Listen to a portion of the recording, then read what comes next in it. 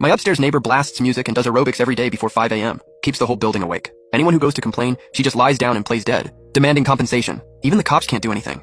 Half the building moved out. And I, fresh out of a mental hospital, moved in because the rent was dirt cheap. When I signed the lease, the landlord told me, if the crazy lady upstairs is too noisy, just put up with it and don't provoke her, she's mentally ill. I definitely won't provoke her. But if she provokes me, I'm gonna destroy her. I've had mental illness since childhood. Gotta check into a psych ward every so often. Not long ago, I just got out of the mental hospital. Didn't have much money, so I looked for cheap places online. I was planning to rent a small rural apartment, but to my surprise, I found a place in the city center with an elevator, cheaper than rural housing. No hesitation. I grabbed my backpack, signed the lease, and moved in.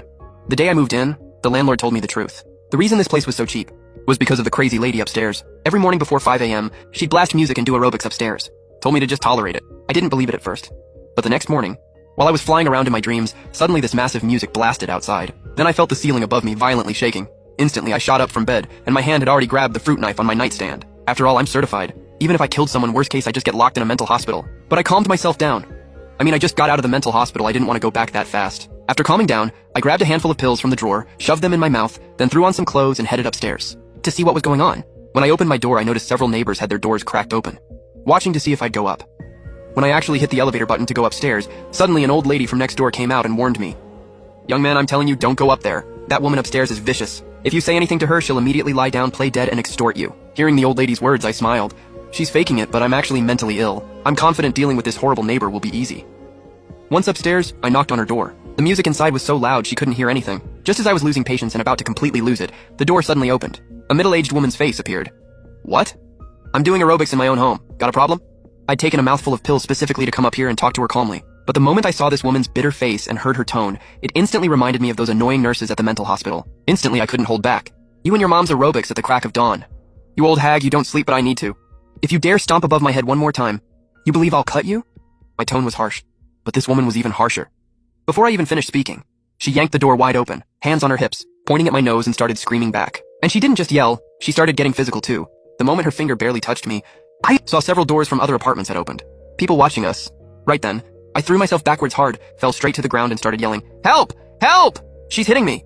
When the neighbors saw something happen to me, they all cooperated beautifully. Within seconds, they all rushed out showing concern, asking if I needed to call the cops or go to the hospital. Yes, call the cops, go to the hospital. And I need these kind neighbors to be witnesses. I didn't do it. He fell down by himself. I didn't touch him.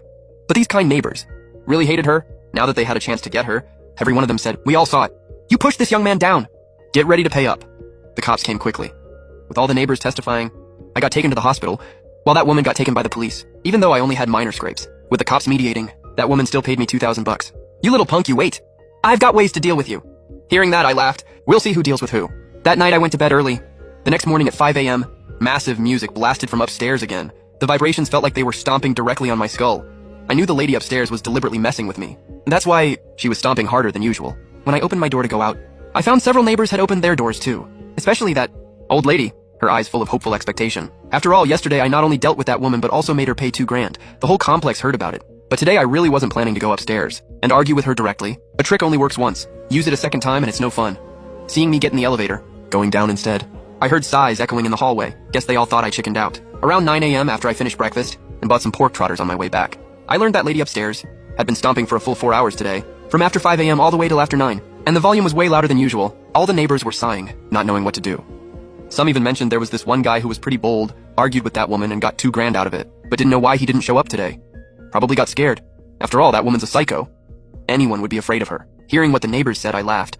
Who's afraid of who? I'm a certified psycho. How could I be afraid of that crazy woman? I just have other plans right now.